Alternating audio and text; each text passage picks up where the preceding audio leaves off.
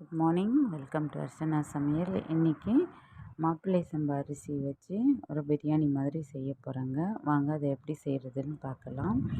முதல்ல ஒரு 2 டம்ளர் அரிசியில் 3 மணி நேரத்துக்கு முன்னாடி நம்ம இதை ஊற வச்சுக்கணும். கழுவிட்டு ஊற வச்சுக்கோங்க. இப்போ ஒரு பேன் வச்சு 25 கிராம் நெய், பட்டை, லவங்கம், ஏலக்காய் இந்த ஸ்பைசஸ் எல்லாம் இதில் சேர்த்துக்கோங்க. கொஞ்சம் சோம்பும் ஆட் பண்ணிக்கோங்க. ஒரு வெங்காயம் 2 தக்காளின்னு கணக்கில் நான் எடுத்திருக்கேன். உங்களுக்கு எவ்வளோ அரிசியோ அதுக்கேற்ற மாதிரி நீங்கள் போடணும். இதில் வந்து ரொம்ப கிரேவியாக நம்ம பிரியாணிக்கு செய்கிற மாதிரி நிறைய வெங்காயம் தக்காளி அதெல்லாம் இதில் சேர்க்க வேண்டாம். ஒரு வெங்காயம் 2 தக்காளி அப்படின்னு கணக்கு பண்ணி எடுத்துக்கோங்க அரிசிக்கு ஏற்ற மாதிரி. இப்போ தக்காளியும் போட்டு கூட உப்பு சேர்த்து நல்லா நம்ம இதை வதக்கிக்கலாம். உங்களுக்கு தேவைன்னா கொஞ்சம் ஆயில் விட்டுக்கோங்க.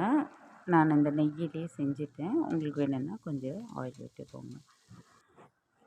பாருங்கள், இந்த அளவுக்கு நல்லா மசியணும். மசிகிற அளவுக்கு வதக்கிக்கோங்க.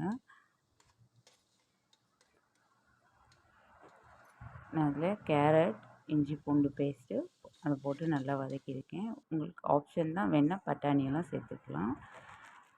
ஒரு ஸ்பூன் மஞ்சள்தூள், 1 டீஸ்பூன் மிளகாத்தூள், கொஞ்சம் கரம் மசாலா சேர்த்துருக்கேன்.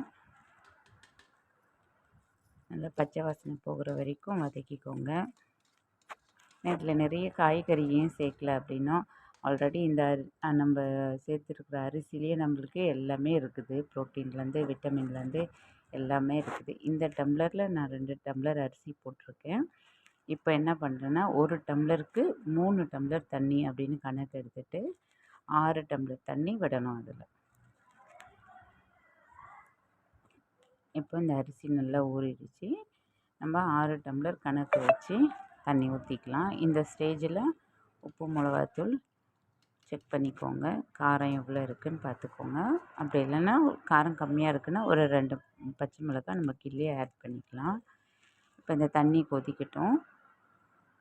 தண்ணி கொதித்தோடனே நம்ம ஊற வச்ச அரிசியை நம்ம கழுவி இதோடு சேர்த்துக்கலாம். தண்ணி நல்லா கொதிக்குது. இப்போ இந்த அரிசியை வடிகட்டி வச்சுருக்கேன். தண்ணி இல்லாமல் இதில் சேர்த்துக்கோங்க.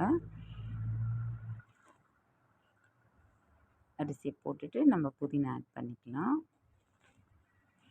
லிட்டு க்ளோஸ் பண்ணிவிட்டு ஒரு விசில் வந்தால் போதுங்க. ஒரு விசில் வந்ததுக்கப்புறம் சிம்மில் வந்து நீங்கள் கரெக்டாக 1/2 ஹவர் நீங்கள் வைக்கணுங்க. அப்போ தான் உள்ளே இருக்கிற அரிசி நல்லா வேகும். இங்கே பாருங்கள், ஃபைனல் ஸ்டேஜ் இது தான். இப்படி உதிரி உதிரியாக வராதுங்க. இப்படி தான் வரும். உடம்புக்கு ரொம்ப நல்லது.